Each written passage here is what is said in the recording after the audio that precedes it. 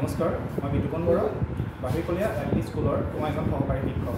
মই আজি এটা চাৰিখণ্ডীয় সাক্ষৰতাৰ চাৰিখণ্ডীয় আৰ্হিৰ মৌখিক ভাষা বিকাশৰ কাৰণে মই এটা 3D মডেল প্ৰস্তুত কৰি আনিছোঁ। এই মডেলটোৰ জৰিয়তে আমি ছাত্ৰ ছাত্ৰীৰ মৌখিক ভাষা বিকাশত যথেষ্টখিনি সহায় কৰিব পাৰিম, কিয়নো এই মডেলটোৰ জৰিয়তে ছাত্ৰ ছাত্ৰীয়ে বিভিন্ন ধৰণৰ ইয়াত কথা বতৰা পাতিব পাৰিব, লগতে তেওঁলোকে বিভিন্ন ধৰণৰ কুৱেশ্যন কৰিব পাৰিব।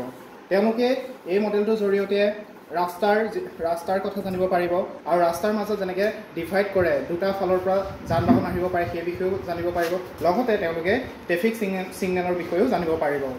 আৰু লগতে তেওঁলোকে এখন গাড়ী দেখুওৱা হৈছে, গাড়ীখনৰ তেওঁলোকে 4টা চকাৰ বিষয়ে তেওঁলোকে বুজিব পাৰিব আৰু ইয়াত বিভিন্ন ধৰণৰ ৰং দিয়া হৈছে, সেই ৰংসমূহৰ পৰাও তেওঁলোকে বিভিন্ন ধৰণৰ ৰঙৰ বিষয়ে জ্ঞাত হ'ব। লগতে এটা ইয়াত গৰু দেখুওৱা হৈছে, গৰুটোৱে ঘাঁহ খোৱা দেখুওৱা হৈছে, তাৰ ফলত গৰুটোৰ কনচেপ্টটো তেওঁলোকৰ মনলৈ আহিব আৰু লগতে গৰুটো যেন চাৰিঠেঙীয়া সেই বিষয়েও তেওঁলোকে অৱগত হ'ব।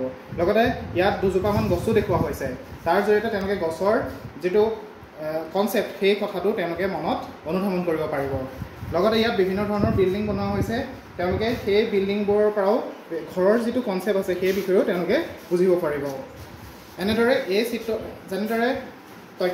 যেনেদৰে বিভিন্ন চিত্ৰত তেওঁলোকে কথা পাতিব পাৰে, এনেদৰে 3D মডেলৰ ক্ষেত্ৰত তেওঁলোকে চুই চাইও বিভিন্ন ধৰণৰ কথা বতৰা পাতিব পাৰে।